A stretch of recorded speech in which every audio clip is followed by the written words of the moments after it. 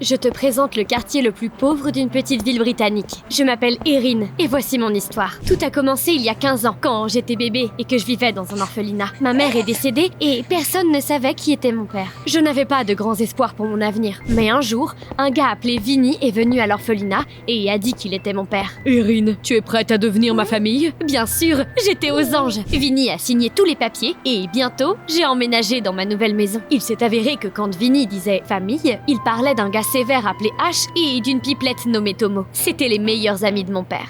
Erin, je serai ton père aussi. Appelle-moi Papa Tomo. Je peux être son père aussi. Je suis Ash. Ravi de te rencontrer. C'est comme ça que j'ai eu 3 papas en une journée. Vinny m'a montré une photo de 3 debout à côté de maman. On était amis quand elle était encore avec nous. Et on va s'occuper de toi maintenant. C'était tellement touchant que j'ai versé une larme. Mais je l'ai vite essuyé parce que maintenant, j'avais une vraie famille. Mes 3 pères tenaient un petit restaurant dans notre quartier. Ash y travaillait comme garde de sécurité, Tomo était le gérant et Vinny était le cuisinier. Dans leur temps libre et à tour de rôle, ils s'occupaient de moi, en plus de m'apprendre tout ce qu'il y avait à savoir sur la vie. Je n'arrêtais pas de leur poser des questions sur maman, du genre comment elle était. Mais pour une raison quelconque, à chaque fois que je posais ces questions, ils m'évitaient. Un jour, je me promenais avec Ash quand j'ai vu des voyous locaux harceler un vendeur de rue. Ash, c'est pas bien! Je sais, chérie. Attends ici. Avec ces mots, il s'est dirigé vers ces salauds et il a protégé le vendeur comme un vrai super-héros. Wow! Où est-ce que t'as appris à te battre comme ça?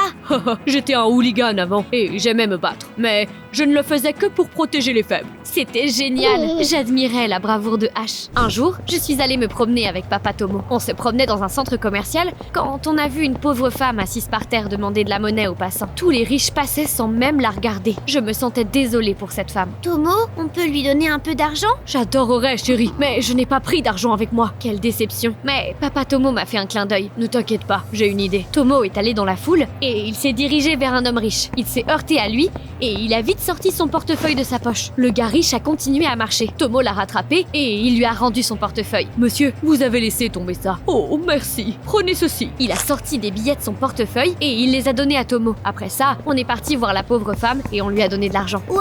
Où est-ce que t'as appris à faire ça? J'étais plutôt un fauteur de troubles avant et je volais de l'argent aux riches pour le donner aux pauvres. OMG! Tomo était tellement noble. J'en avais la tête qui tourne. Un jour, pendant que j'aidais mes pères au restaurant, des gangsters sont arrivés. Ash, t'étais l'un des nôtres? Il t'est arrivé quoi? Dégage, Terence, ça ne te regarde pas. Et toi, Tomo, t'as vraiment démarré une entreprise honnête? Vinny est sorti de la cuisine et ils se sont crispés. On pouvait entendre une mouche voler dans le resto. C'était évident qu'ils respectaient mon père. Y a un problème? Je t'avais dit que c'était fini pour nous. Les gangsters sont partis et j'ai regardé mes pères, confus. Vinny a essayé d'expliquer comment ils se connaissaient. On est amis tous les 3 depuis qu'on est petits. On s'est rencontrés dans un orphelinat et on a grandi sans parents. Personne ne nous surveillait vraiment et on est vite devenus des hooligans. Mais tout ce qu'on faisait, c'était pour aider les pauvres et les faibles. Vinny était aux commandes. Mais quand il a su pour toi, on a décidé de laisser tout ça dans le passé et de devenir de bons pères pour toi. Après avoir entendu ça, je respectais encore plus mes pères. Surtout Vinny. C'était un vrai leader. J'ai continué à vivre avec ma nouvelle famille et j'étais vraiment heureuse. Mes pères m'ont appris à être courageuse, à défendre les faibles et à punir les menteurs. Je travaillais bien à l'école pour ne pas contrarier mes pères et ils ont continué à développer leur petite entreprise. Mais un jour, quand j'étais en terminale, un nouvel élève a été transféré dans ma classe. Ma vie a été bouleversée après ça. Il s'appelait Leslie et c'était un gars très calme. Qu'est-ce qu'il faisait dans notre quartier? Évidemment, il y a des gars qui ont essayé de l'intimider dès qu'ils l'ont vu. Je l'ai défendu. Laissez-le tranquille ou je vous batte les fesses. Les tyrans nous connaissaient, mes pères et moi. Alors ils ont vite reculé. Le nouveau et moi, on s'est mis à parler. Il s'est avéré que sa famille avait récemment déménagé dans notre ville. Il n'avait pas d'amis et j'ai promis de veiller sur lui. Quand je suis rentrée à la maison, j'ai remarqué que mes pères étaient à cran. Tout va bien? C'est des trucs d'adultes, jeune fille. Oh, peu importe. J'ai reniflé et je suis allée dans ma chambre. Avec Leslie, on a passé la soirée à s'envoyer des textos et j'ai appris plein de choses intéressantes sur lui. Il s'est avéré être un bon gars. Alors, j'ai dit qu'on devrait faire un tour au centre commercial un jour. C'est donc ce qu'on a fait le lendemain. Pendant qu'on se promenait dans le centre commercial, on a vu un sans-abri demander de l'argent à des passants riches. Tu veux voir un truc? J'ai tout fait comme Papa Tomo m'a appris et j'ai volé un portefeuille à un homme riche. Et ensuite, monsieur, vous avez laissé tomber ça? Oh là là, merci jeune fille. Tiens, cadeau. J'ai pris l'argent et je l'ai donné au sans-abri. Et je suis retournée voir Leslie. T'as vu ça? C'est comme si les riches ne voient même pas ceux dans le besoin. C'est un de mes pères qui m'a appris à faire ça. T'as plusieurs pères? Waouh, je n'en ai qu'un. Et tu viens juste de le duper. À ce moment-là, l'homme riche que j'avais piégé est venu vers nous. Je suis devenue rouge comme une tomate. Leslie, qu'est-ce que tu fais ici? Je traîne avec ma camarade de classe. Papa, je te présente Erin. Oh, tu es la fille qui a trouvé mon portefeuille. Je suis Monsieur Tick. Enchantée, monsieur. Je suis Erin O'Neill. Monsieur Tick m'a regardé bizarrement. Je pensais qu'il avait deviné ce que j'avais fait. Mais il nous a juste souhaité une bonne journée et il est parti. Les riches sont pas tous pareils. Mon père est un homme bien. Il aide les pauvres et il essaye de faire quelque chose pour l'orphelinat local. Ça m'a surpris. Monsieur Tick avait l'air d'être un type bien. J'avais eu tort de faire ça, mais j'ai juste fait ce que mes pères m'ont appris. Après notre promenade, je suis allée au restaurant. Mais dès que je suis entrée, j'ai tout de suite capté que quelque chose n'allait pas. Mes pères étaient assis à une table avec les gangsters que j'avais vus quand j'étais petite. Vous m'aviez dit que vous aviez laissé cette vie derrière vous? Va dans ta chambre. N'essaye même pas d'écouter. Oh, c'était la goutte de trop pour moi. Il gardait des secrets maintenant? Ça m'a énervée et je suis partie. J'ai décidé de passer plus de temps avec Leslie. À partir de ce moment-là, il est devenu mon meilleur ami. On était inséparables. Un jour, après l'école, Monsieur Tick m'a même proposé de me conduire chez moi. Je n'étais jamais rentrée dans une voiture aussi stylée avant et j'ai accepté avec joie. Mes pères avaient l'air tendus quand je suis arrivée. Erin, qui c'est qui t'a ramené chez toi? Monsieur Tick, le père de Leslie. Leslie est mon meilleur ami. Plus maintenant. Je t'interdis de lui parler. Ne t'approche pas de Tick, tu m'entends? Quoi? Pourquoi? Crois-moi, Erin, la vie est injuste. Les gens riches et puissants peuvent tout faire et s'en tirer. C'est tout ce qu'ils m'ont dit, puis ils m'ont envoyé dans ma chambre. Oh, j'en avais marre de leurs secrets. Pendant que je m'allongeais sur mon lit et que je regardais par la fenêtre, j'ai vu mes pères partir. Cette nuit-là, je me suis réveillée quand Vinny, Tomo et Ash sont rentrés à la maison. Ils étaient fatigués et essoufflés. C'était bizarre ça. Qu'est-ce qu'ils avaient fait? Je me préparais pour l'école le lendemain matin quand la police est entrée dans notre maison. Ils ont menotté mes pères. Qu'est-ce qui se passe? Ils ne m'ont pas répondu et ils nous ont conduits au poste de police. Qu'est-ce qu'ils avaient fait? J'ai couru à l'école, j'ai trouvé Leslie et je lui ai parlé de mes problèmes. Je suis désolée, Erin. J'ai eu une nuit de folie aussi. Mon ami m'a dit que l'alarme s'était déclenchée chez lui cette nuit. Les flics ont passé la moitié de la nuit à courir après des gens dans le quartier, puis le père de Leslie a discuté de quelque chose avec eux.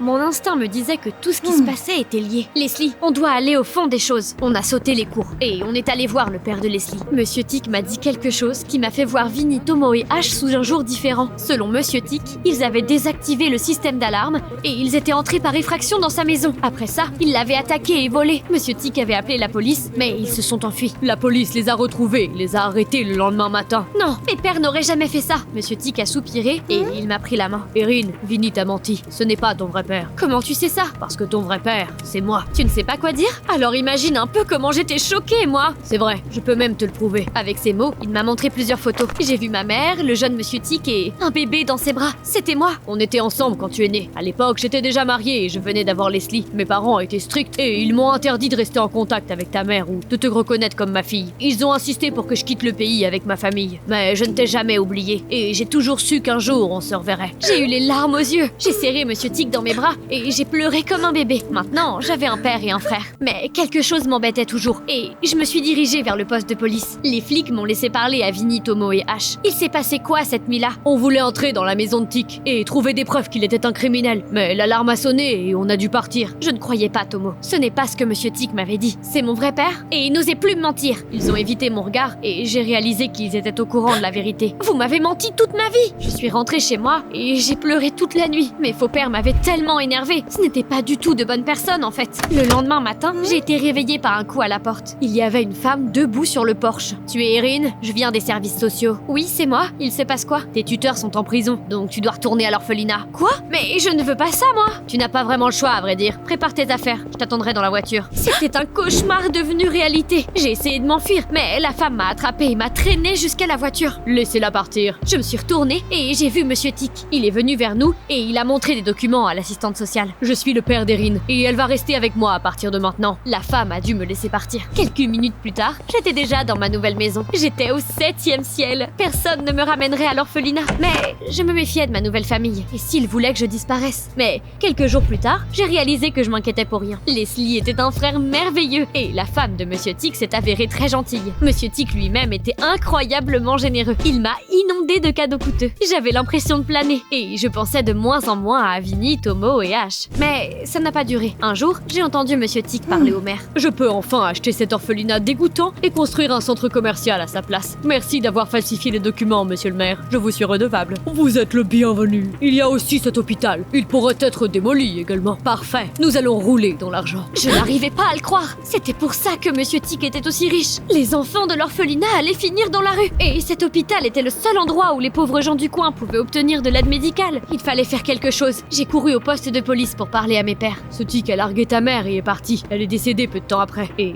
on a décidé de t'adopter. Quand on a découvert que ce salaud était de retour en ville, on était inquiets. On a vite découvert qu'il était de mèche avec le maire. C'est pour ça qu'on voulait que tu restes loin de lui. J'ai regardé les 3 gangsters qui m'ont élevé et j'ai eu honte de moi. C'était de bons gars qui m'avaient bien élevé et j'ai failli les laisser là à pourrir. Ne vous inquiétez pas les gars, Monsieur Tic ne sait pas encore à qui il a affaire. Plus tard, j'ai coincé Leslie. Alors, il s'est passé quoi cette nuit-là? Hein frérot? Tu m'as dit que personne n'était entré dans la maison. Mais notre père prétend qu'il y a plein de choses qui ont été volées. Leslie a baissé les yeux d'un air coupable. Je suis désolée, Erin. Papa m'a dit de me taire. Alors c'était donc ça. Monsieur Tic avait calomnié mes pères pour les faire arrêter. Ma mère te déteste en vrai. Elle fait semblant de t'aimer parce que papa lui donne de l'argent. Eh bien, c'était pas difficile à croire ça. J'ai fermement arrêté de prétendre que tout allait bien. Vinny, Tomo et Ash avaient raison. L'argent gouvernait le monde. Je suis allée voir Monsieur Tic et je lui ai dit que je savais tout. T'es qu'un salaud qui trompe les gens pour avoir de l'argent sale. Il a souri et je l'ai à peine reconnu. Tu l'utilises cet argent sale, pas vrai? T'aimes pas? Soit tu laisses tout ce que je t'ai donné ici et tu te casses. Soit tu te tais et tu profites de ta vie. Content de lui, il est parti et j'ai réalisé que j'avais de gros ennuis. Pourtant, j'étais déterminée à finir ce que mes 3 pères avaient commencé et à prouver que Monsieur Tic enfreignait la loi. La nuit, je me suis faufilée dans son bureau et j'ai fouillé dans les papiers. Bientôt, j'ai trouvé un contrat signé par notre mère corrompue. J'allais partir, mais un frisson a parcouru mon corps. Eh bien,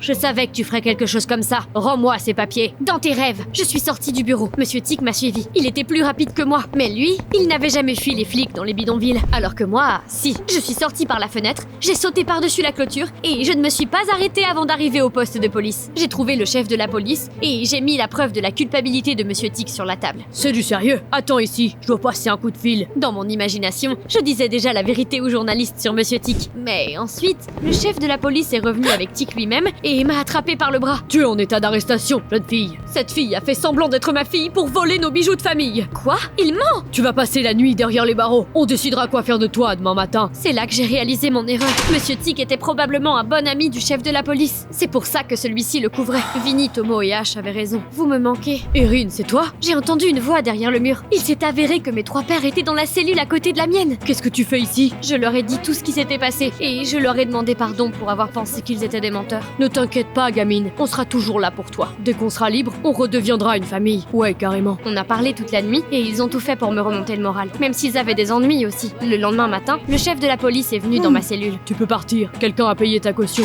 Quoi? C'était inattendu ça. Je suis sortie du poste de police et j'ai vu Leslie. T'as payé ma caution? J'ai découvert ce qui s'était passé et j'ai pris une partie de l'argent de papa. Ne t'inquiète pas, il retirera ses accusations. Je lui ai dit que je n'irais pas à l'école sinon. Leslie, t'es la seule bonne personne de ta famille. Viens, on va exposer ton père à 2. Je suis désolée, Erin. Je ne vais pas aller contre lui. Je suis trop habituée à vivre dans le luxe. Je comprends. Merci petit frère. On restera quand même de bons amis. Ça y est, quelques mois plus tard, j'étais adulte et les services sociaux m'ont laissé tranquille. Je vis seule, j'étudie et je dirige le restaurant de mes pères. Dès qu'ils seront libérés, on se retrouvera. Le monde est imparfait, mais il y aura toujours des gens prêts à te soutenir et à t'aider. Qui est toujours là pour toi? Dis-moi tout dans les commentaires en dessous et n'oublie pas de laisser un like.